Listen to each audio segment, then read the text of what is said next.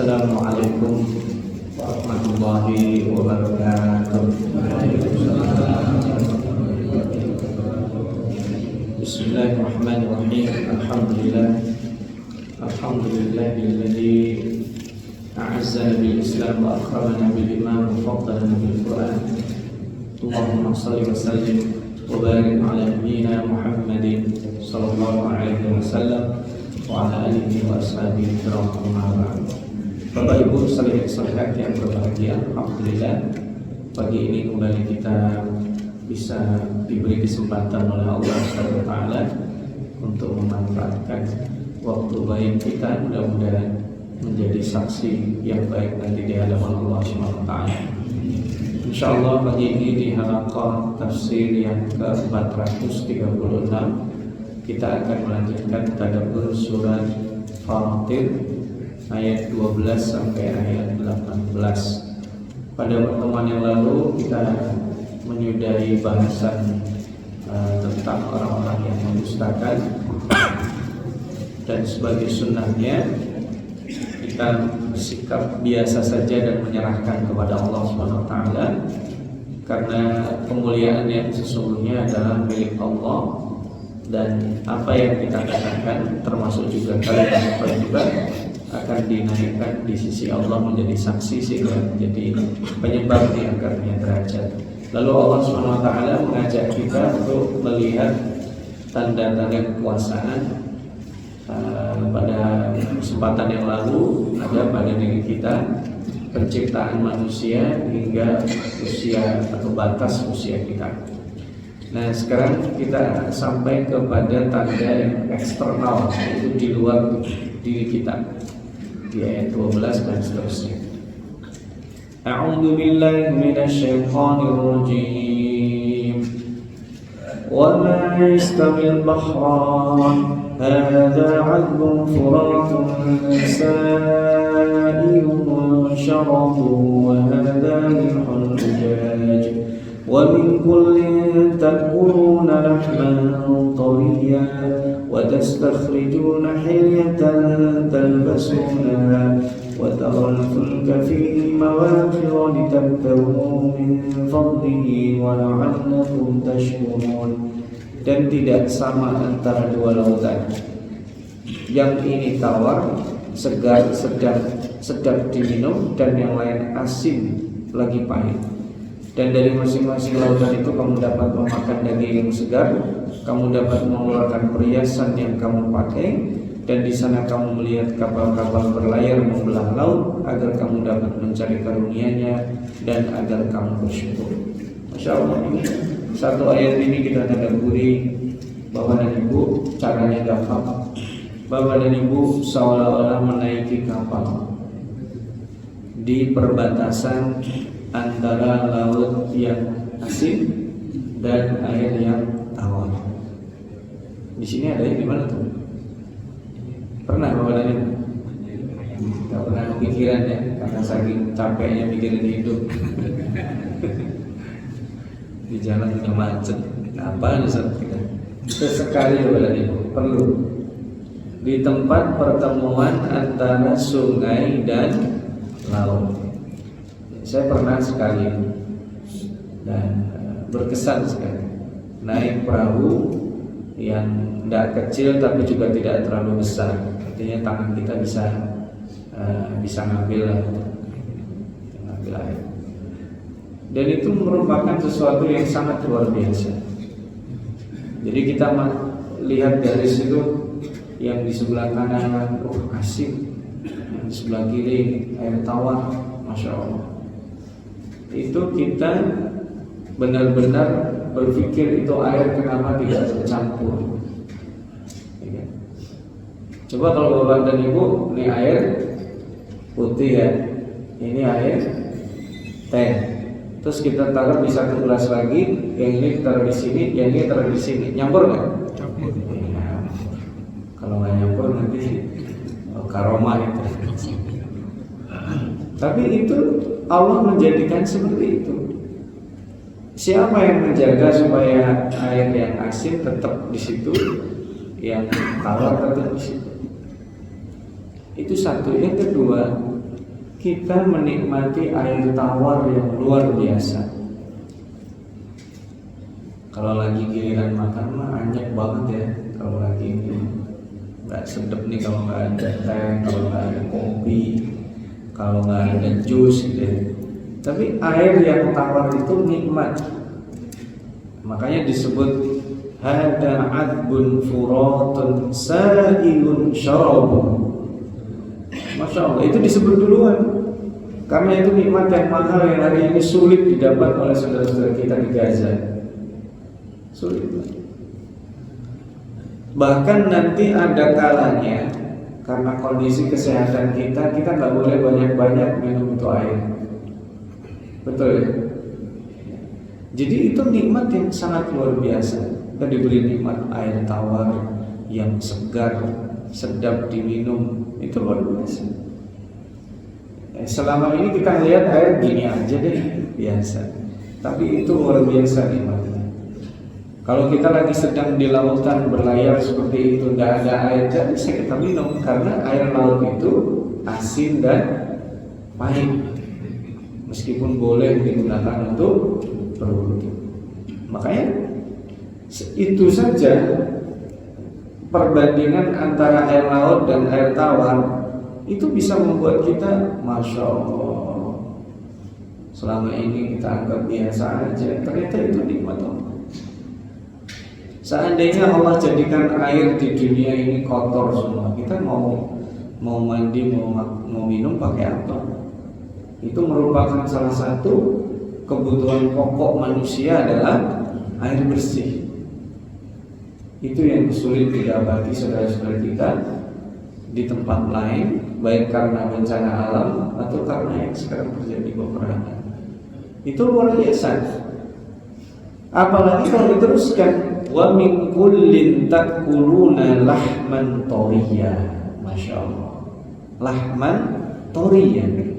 Lahman thoriya itu adalah daging segar yang siap dimakan.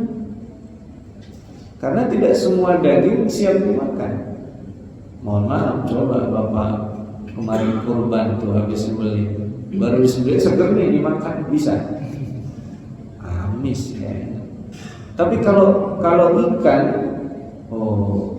kita dapat hari itu langsung dimakan hari itu bisa. Tinggal modal sederhana aja Bapak ambil, ya dibuang kulitnya, dihalusin, ditaburi jeruk nipis ya, sama sedikit garam, udah enak banget. Apalagi sudah bawa air hangat, tambahin teh tawar, teh kopi, wah asik banget. Hujannya gerimis-gerimis gitu. Lahman thoriya, Masya Allah. Al-Quran itu selalu menyebutkan kata-kata yang Masya Allah, lahman thoriya, dan itu sulit. Itu tidak didapatkan oleh orang-orang yang ada di darat. Coba Bapak dan Ibu beli ikan, itu kapan nangkapnya ikan? Beli ikan yang kita beli di pasar ikan, kapan nangkapnya? Belum tentu ditangkap hari itu juga, bisa jadi kemarin, bisa jadi kemarinnya lagi. Nah ini untuk membuktikan betapa rezeki Allah itu ada yang sifatnya rahman thoriya, ada yang sifatnya segera tapi cepat habis. Jadi itu konsekuensinya, sesuatu yang nikmat cepat habis ada. Itulah rahman thoriya. Jadi ada yang bersifat konsumsi, yang kita makan itu, yang kita bukan hanya dimakan, apa aja cepat habis dan hilang. Ya, Bapak dan Ibu, dalam kebutuhan kita sehari-hari ya begitu. Ada yang sifatnya kita dapat tapi lewat aja. Yang kita berasa itu kalau bentuknya uang. Sekarang uang tidak berasa, Pak. Uang tidak berasa. Kenapa? Lewat aja. Saat uang rapat saya kirim, baru uang rapat dikirim, COD datang, lewat kan? Lewat dong. Jadi Ada yang sifatnya rahman thoriyah, enak dinikmati tapi selesai. Nah, itu ada jenis kenikmatan seperti itu. Ada kenikmatan bertemu orang, wah luar biasa, tapi selesai karena dia cuma mampir doang di tempat kita. Ada kenikmatan orang bertetangga baru sebentar dia harus pindah tugas, atau belum lagi kalau bilang misalnya ajalnya datang. Kita juga gitu, jangan usah bertetangga di rumah kita sama istri kita, sama anak-anak kita, tidak kekal gitu. Ini makanya bahasa rahman thoriyah itu kalau bagi orang yang menadaburi semua yang sifatnya segar tapi sebentar saja, banyak dalam hidup kita. Fisik kita seger, mau ngapain aja bisa, gak lama. Dulu saya malah senang banget ringan itu kalau sebelum saya kuliah itu pagi di subuh meternya. Saya tinggal di samping taman internasional itu. Kalau sebelum jam 6 itu kan gratis masuk. Kalau saya pakai lari aja sambil jalan itu enak banget. Sekarang suruh lari begitu, sekali putaran juga kagak mungkin ya. Fisik udah beda. Apaan aja coba kemudian ibu rahman thoriyah, apaan aja? Bapak ibu suka nih baru beli apa aja? Mau roti, roti makan pasti habis. Handphone, baru beli dipegang dilihatin, antar 10 hari bosan dia. Sudah nggak segar lagi. Semua kenikmatan hidup kita itu di dunia rata-rata thoriyah. Baju baru coba, baju baru dipakai seneng itu berapa lama? Ya, biasanya buat lebaran doang. Bahkan mungkin ada baju yang keluarnya setahun sekali.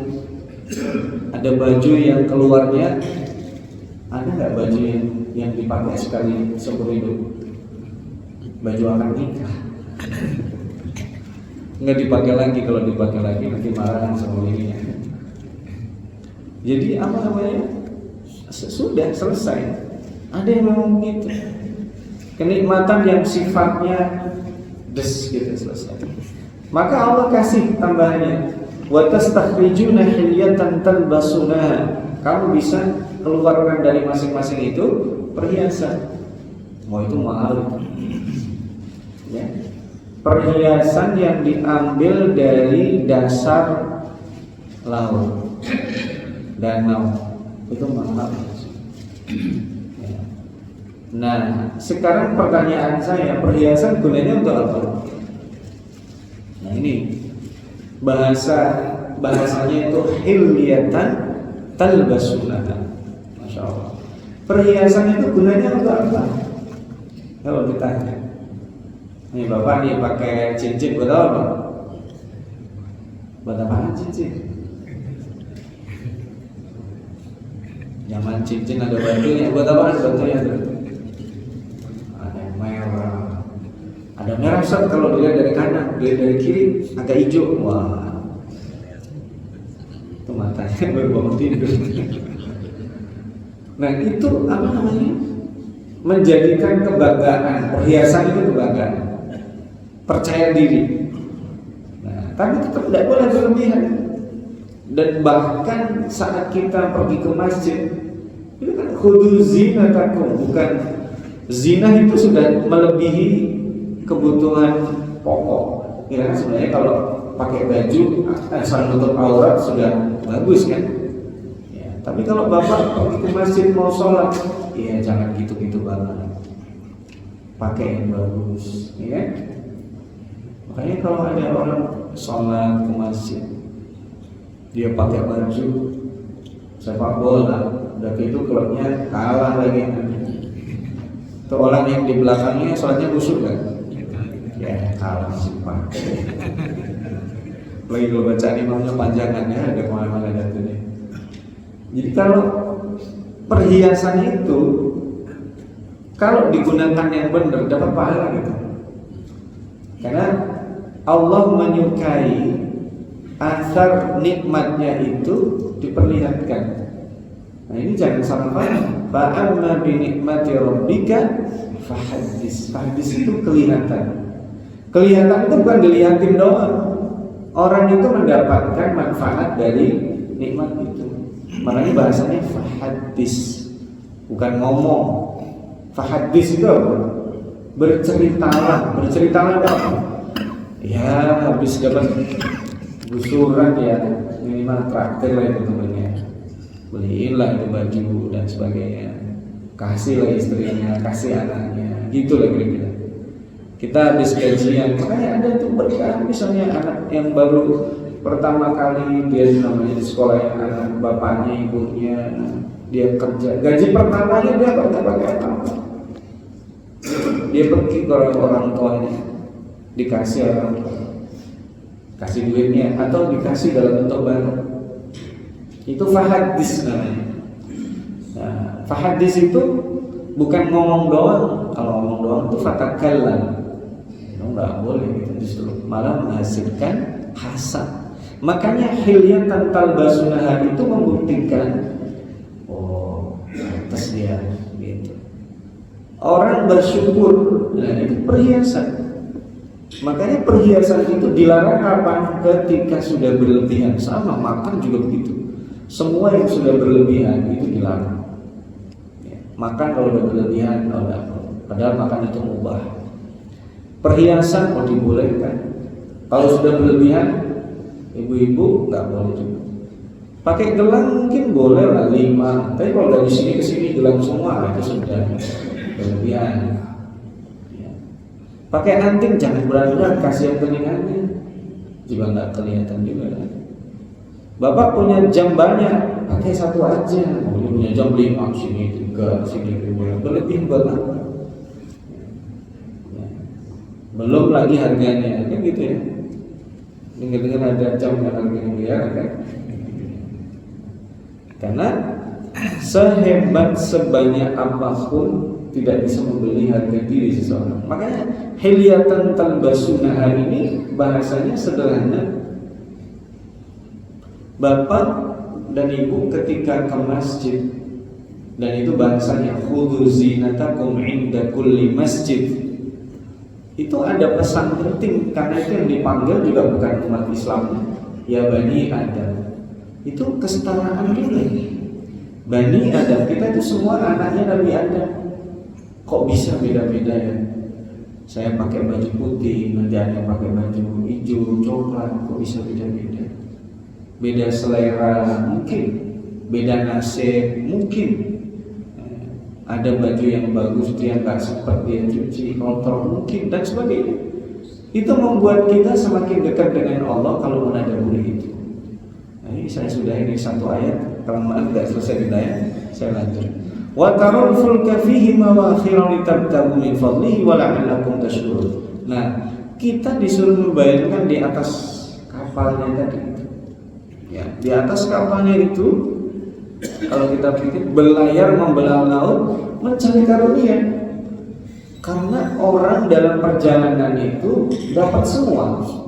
Jadi gini Bapak, kalau kita keluar rumah niat kita itu banyak, jangan satu. Yang paling ujung niatnya ibadah.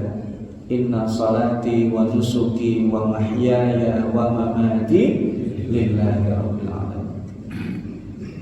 Orang yang keluar rumah cari kerjaan, dia dapat kerjaan, nggak dapat duitnya, kenapa? Cari kerjaan dia. Orang yang keluar rumah cari duit, dapat duitnya, rezekinya nggak ada. Karena dapat duit banyak, Allah ciptakan makhluk yang ngabisin duit juga bisa. Padahal kita keluar rumah itu untuk ini tadi, berlayar. Makanya bahasanya Masya Allah, litabtagu min fadlihi. Itu beda. Litabtagu min fadlihi itu sering sekali disebut. Karena al-ibtigha itu bukan sekadar mencari. Ya, di sini dicarikannya mencari. Al-ibtigha itu beda dengan talab. Bukan sekadar mencari, bukan sekadar minta. Kita ini menjemput, udah disediakan. Kalau yang sifatnya dunia itu sudah disediakan. Ibaratnya gini, mak kita udah masak ya. Saya yang waktu kecil gitu. Ibu kita masak. lalu dihidangkan, ada nasinya, ada lauknya. Kita ke meja makan itu atau ke tempat makan itu mencari atau menjemput? Udah ada, udah disediakan. Yang membuat orang tua kita senang adalah saat kita datang makan, ya, makan juga rapi, tidak berlebihan. Kemudian kita juga baca doa, sudah cuci tangan. Kira-kira begitu, senang itu orang tua. Nah, maka saat kita litabtahu min fadli, itu caranya baik. Dan wala'allakum tashkurun, itu penting supaya kita bersyukur. Tadi mau disebut dari nikmat yang sangat luar biasa. Ya, baik, kita lanjut. Yulijul laila fil nahari wa yulijul nahara fil lail wa sakhkhara asy-syamsa wal qamara kullun yajri li ajalin musamma dzalikumullahu rabbukum lahul mulk walladzina tad'una min dunihi ma yamlikuna min qitmir. Dia memasukkan malam ke dalam siang, memasukkan siang ke dalam malam, dan menundukkan matahari dan bulan, masing-masing beredar menurut waktu yang ditentukan. Yang berbuat demikian itu adalah Allah Tuhan, miliknya lah segala kerajaan, dan orang-orang yang kamu seru selain Allah tidak mempunyai apa-apa walaupun setipis kulit ari. Lebih dasar lagi. Kalau tadi nikmat yang bersentuhan langsung kita bisa lihat, sekarang nikmat yang ada di depan kita yang tidak secara langsung, yaitu nikmat malam dan siang. Bapak dan Ibu hadirin sekalian, pergantian siang dan malam itu nikmatnya luar biasa dan tidak pernah tiba-tiba. Makanya bahasanya yulijul laila, yang kedua yulijul nahar. Ini kita dari malam ke sebentar lagi syuruk, itu tidak tiba-tiba terang, Pak. Itu makanya yulij al-ilah, itu pelan-pelan. Karena kalau kasar kaget orang. Makanya tubuh kita sulit beradaptasi ya. Beberapa hari ini luar biasa, panas, tahu-tahu hujan gitu. Saya pernah itu, padahal malam tuh ya, sedang naik ojek gitu ya, padahal itu sudah malam. Hujan itu asapnya kelihatan, saya pikir apa? Karena panas di jalanan. Masya Allah, tubuh kita dari panas kena dingin. Iya, kadang sakit tapi seringnya sehat. Karena kita nggak boleh sakit dikit lembek, nggak harus sehat kita. Nah itu juga siapa yang membuat tubuh kita bisa tahan seperti itu? Oh. Makanya Allah nggak jadikan siang ke malam, malam ke siang itu tiba-tiba. Ada disebut yulijul laila fil nahar wa yulijul nahara fil lail. Dan dimulai dari apa coba di sini? Dimulainya dari mana sih? Malam di sini. Allah memasukkan malam ke dalam siang. Karena orang umumnya siang tuh capek, dikasih malam supaya apa? Supaya istirahat. Jadi istirahat itu nikmat. Kadang kita nggak tahu itu tanda-tanda istirahat, kita paksa. Makanya ada orang dipaksa istirahat dengan sakit. Ada nggak orang tuh dipaksa istirahat dengan sakit? Ada. Karena itu dikasih tanda-tanda nggak istirahat ya, maunya ya. Ada orang dikasih isyarat untuk istirahat, dari kejahatannya nggak mau, makanya langsung di game over aja istirahatnya. Karena sebenarnya transisi itu sudah dilakukan. Soalnya ada tanda-tanda Pak. Kenapa? Tidur itu ada disebut sinnah, ada disebut subah. Kalau di surat waja'alna naumakum subata, itu tidur nyenyak.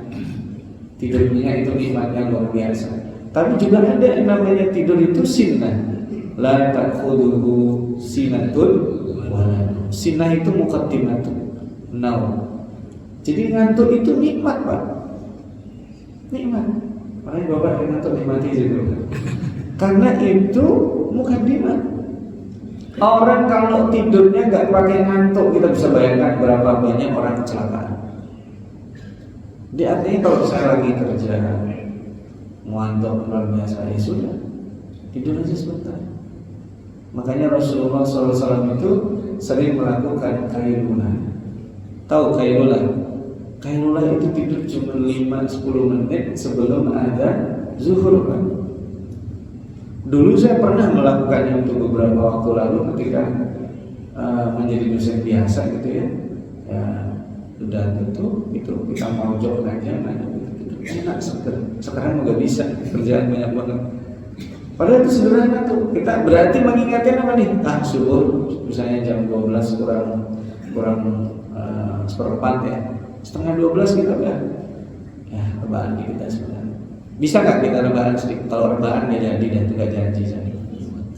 Lewat dah tuh jangan-jangan 10 menit. Sejam juga belum tentu banget. Kailula itu ya. Karena tujuannya adalah membawa fisik kita untuk terbiasa dengan perbedaan kegiatan yang bermacam-macam. Nah, maka kembali ke tema ilajnya masuknya siang ke malam atau malam dulu ya, malam ke siang adalah supaya kita beristirahat. Sebaliknya masuknya siang dari malam untuk beraktivitas, dan tidak ada orang yang aktivitasnya mendadak tiba-tiba. Kita perlu pemanasan namanya olahraga itu. Nah, inilah bahasanya. Lalu Allah tundukkan matahari dan bulan. Masya Allah. Dua-duanya itu dipakai dalam ibadah kita. Bukan menyembah matahari, bukan menyembah bulan, tapi menggunakan mereka sebagai patokan. Contoh, sholat kita menggunakan waktu matahari, ya kan? Sholat kita waktu matahari. Patokan sholat itu tidak berubah. Di tempat ini, ya sekarang tanggal 26 ya September. Mau tahun berapa aja subuhnya jam segitu. Karena patokannya matahari. Tapi kalau puasa menggunakan kalender bulan, Allah tundukkan matahari dan bulan itu supaya kita bukan bergantung kepada matahari bulan, karena yang punyanya Allah. Makanya ditegaskan berikutnya, kullu yajri li ajalin musamma. Semuanya itu ada batas waktunya dan tempat edarnya. Makanya bahasa disebut ajal. Ajal itu mencakup lebih luas dari waktu. Ajal itu nanti terkait dengan waktu, tempat, kondisi, keadaan. Makanya kalau ada orang meninggal, nggak etis kita sebut karena sakit, karena kecelakaan. Udah sampai ajalnya. Ya, ajalnya udah sampai aja. Karena itu juga untuk kita berempati dengan keluarganya. Ya. Dan etikanya juga kalau meninggal karena apapun kita nggak usah nanya-nanya. Kayak wartawan nggak usah nanya-nanya. Meninggalnya bapak jam berapa? Di rumah sakit. Rumah sakit mana? Keluarnya jam berapa? Nggak usah gitu. Udah sampai ajalnya selesai, kita kuatkan dia, didoakan, udah cukup. Itu etikanya. Kita taunya dari orang lain aja bercerita, tapi jangan nanya. Ya. Nah ini kalau ajal begitu, Allah sebut apa? Dzalikumullah. Itu Allah loh yang mengatur itu semuanya. Matahari, bulan, siang, malam, kita terima beres saja. Ya. Kalau kita buka tutup toko, kita punya toko, buka rumah, berangkat, itu kita mungkin berkuasa, tapi siang malam kita terima beres. Ya. Makanya Allah menyebutnya apa? Lahul mulku, kerajaan semuanya punya dia.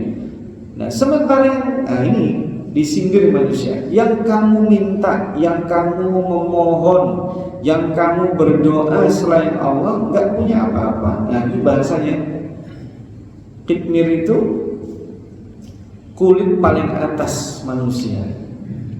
Sebutnya tadi kulit apa? Kulit ari ya, tipis kan. Bahkan kulit ari pun kita terima beres, kalau terluka nanti nutup sendiri, itu Allah yang kasih. Nggak punya orang itu. Sehebat-hebatnya profesor suruh buat nyamuk nggak bisa. Dia hanya bisa membuat nyamuk, bukan nyamuk buana, itu direkayasa genetikanya doang. Ya. Itu luar biasa. Allah yang punya semua. Orang-orang atau siapapun yang kamu minta selain Allah, nah ini lanjutnya itu, tidak punya apa-apa. Bahkan lanjutnya ya, in tad'uhum la yasma'u du'aakum walau sami'u mastajabu lakum wa yawmal qiyamati yakfuruna bisyirkikum wa la yunabbi'uka mithlu khabir. Jika kamu menyeru mereka, mereka tidak mendengar. sekiranya mereka mendengar, mereka tidak memperkenankan permintaanmu, dan hari kiamat mereka akan menghindari kemusyrikanmu, dan tidak ada yang dapat memberikan keterangan kepadamu seperti yang diberikan Allah yang Maha Teliti. Ya, gak usah menyembahlah. Kita na'udzubillah kalau berteman akrab dengan orang-orang dolim, nanti di hari kiamat berlepas diri mereka. Apalagi sampai kita tuduh, kan saya gara-gara gini, kan gara-gara kamu. Gak ada ceritanya. Makanya taklid itu tercela. Gak boleh kita mengikuti orang taklid buta, gak boleh. Dalam hal apapun, dalam hal yang paling simpel saja kita harus punya rasionalisasi. Kenapa saya ngikutin dia? Gitu ya. Karena nanti kalau orang yang disembah ini di hari kiamat gak bisa belain dia, dilepas. Makanya tidak ada yang memberikan pengetahuan membebaskan manusia dan seterusnya ini mithlu khabir, Allah Maha Teliti. Nah, ada hal penting yang ingin saya sampaikan di ayat 15 ini, saya baca dulu. Ini mukaddimah yang tadi, ini di ayat 15 luar biasa. Ya ayyuhan nasu antumul fuqara'u ilallah wallahu wal ghaniyyul hamid. Wahai manusia, kamu memerlukan Allah, dan Allah dialah yang Maha Kaya, tidak memerlukan sesuatu, Maha terpuji. Nah, tema kita yang kita tadi itu, alam semesta yang tunduk kepada Allah, itu muaranya di sini. Antumul fuqara'u ilallah, kita itu perlu Allah. Tidak ada cerita kita sombong, apa aja kita perlu Allah. Kita mau minum perlu orang, tapi sebenarnya untuk menggerakkan itu Allah ya. Kita mau sesuatu, minta bantuan orang nggak mau, itu haknya dia. Dan itu pernah terjadi pada saat Nabi Musa dan Nabi Khidir, atau Musa dan Khidir itu belajar, dan bisa diajari Khidir.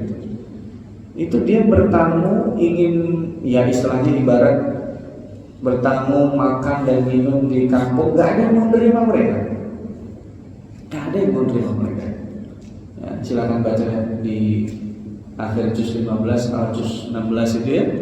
Nabi Musa berguru sama Khidir, gak ada yang menerima.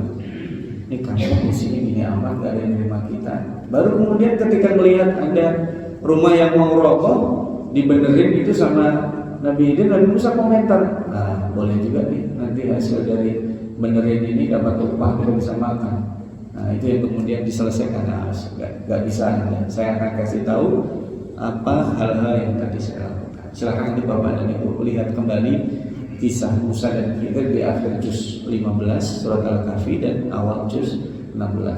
Jadi kita itu perlu Allah dalam hal apapun. Gak usah begitu Bang. Kita kadang membaca sesuatu, memahami sesuatu, bukan tidak berhasil, sulit pahamnya. Kadang juga Allah memahamkan kita cepat sekali ya. Gak usah sombong juga. Kadang kita dalam usia tertentu untuk kenyang makan gak perlu banyak. Biasanya orang kalau sudah makin tua ya, makannya makin banyak atau makin dikit?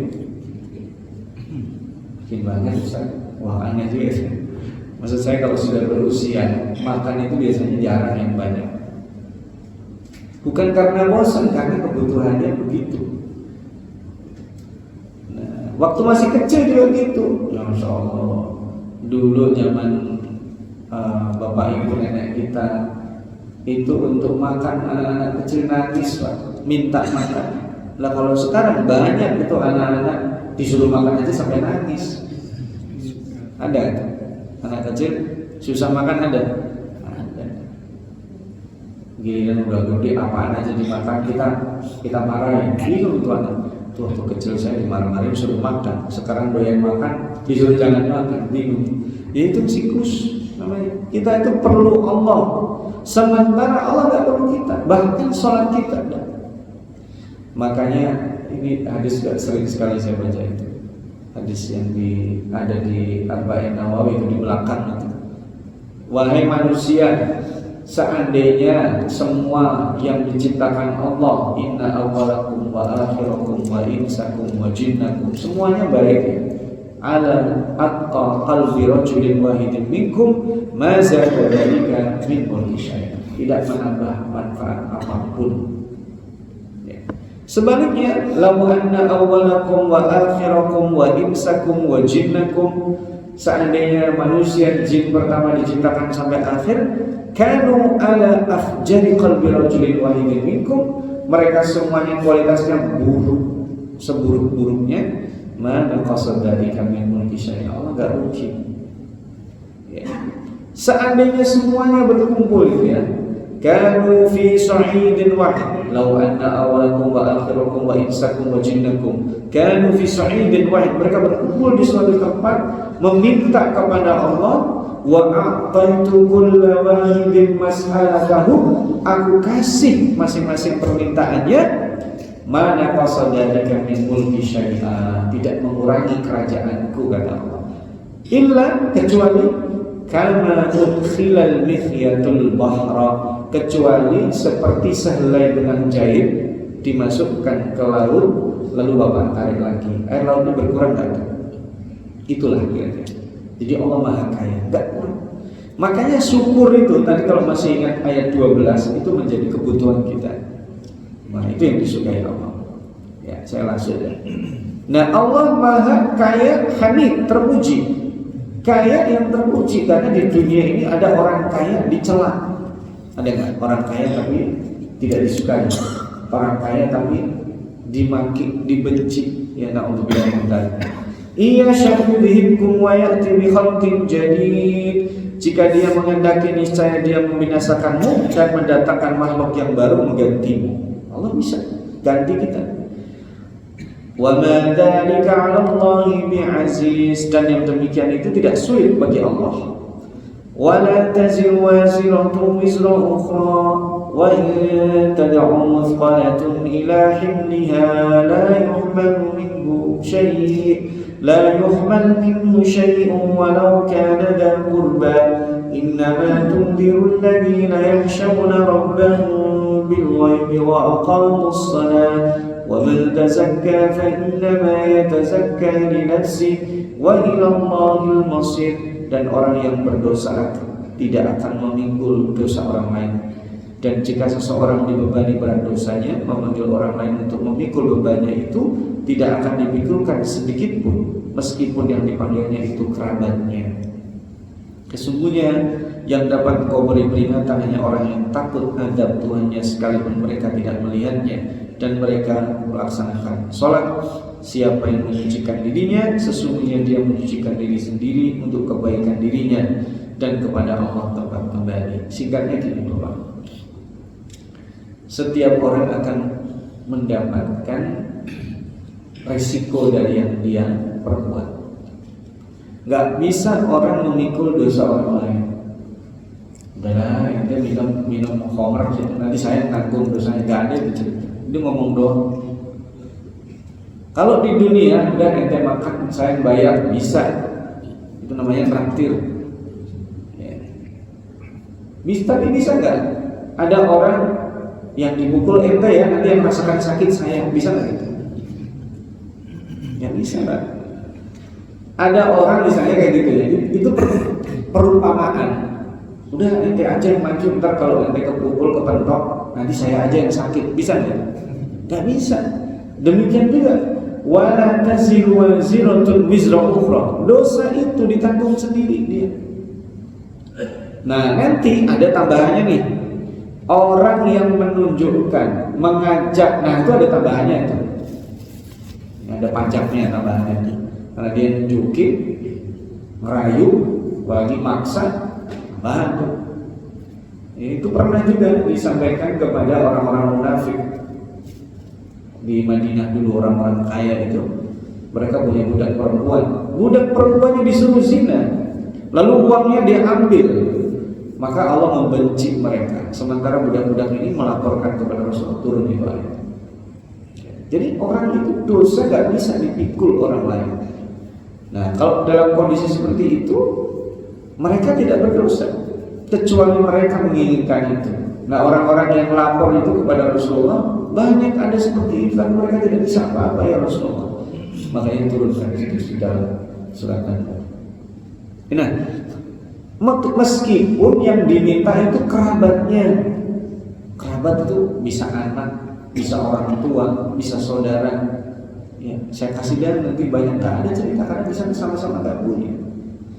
Itulah mengapa, mohon maaf Bapak Ibu hadirin sekalian, selesaikan hak-hak Adam di dunia.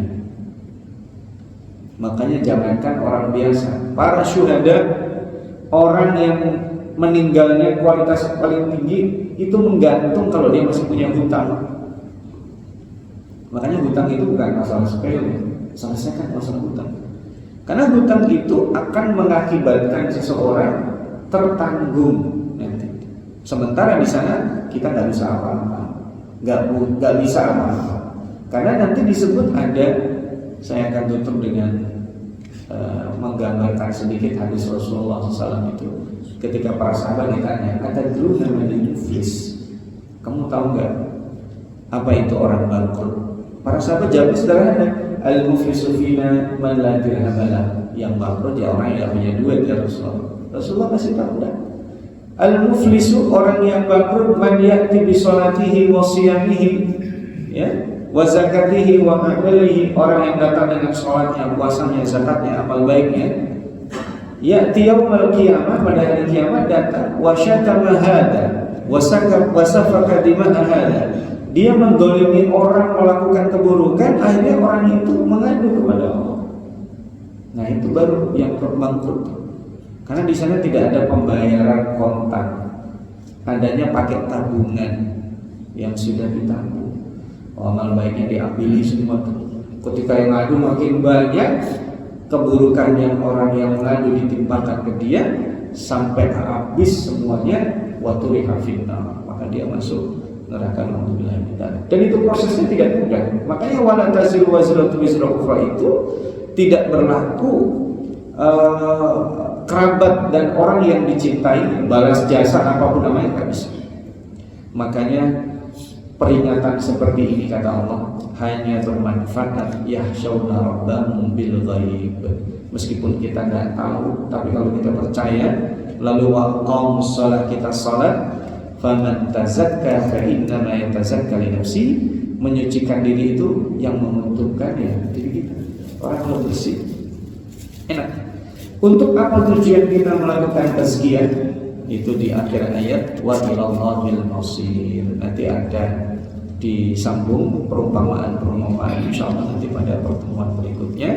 Untuk hari ini kita cukupkan sekian. Mudah-mudahan nikmat Allah yang tadi dibentangkan, baik yang lekat dengan diri kita atau yang ada di sekitar kita, bisa kita rasakan. Baik sifatnya rahmah toriyah dari daging yang segar, minuman yang segar, ataupun sifatnya perhiasan yang kita gunakan, mudah-mudahan tidak membuat kita sombong, tapi membuat kita bersyukur kepada Allah SWT.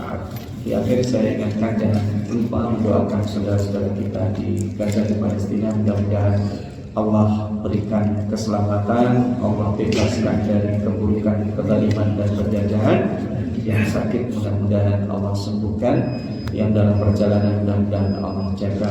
Mari kita tutup dengan doa kafaratul majlis. Subhanakallahumma wa bihamdika asyhadu an la ilaha illa anta astaghfiruka wa atubu ilaik. Wassalamualaikum warahmatullahi wabarakatuh.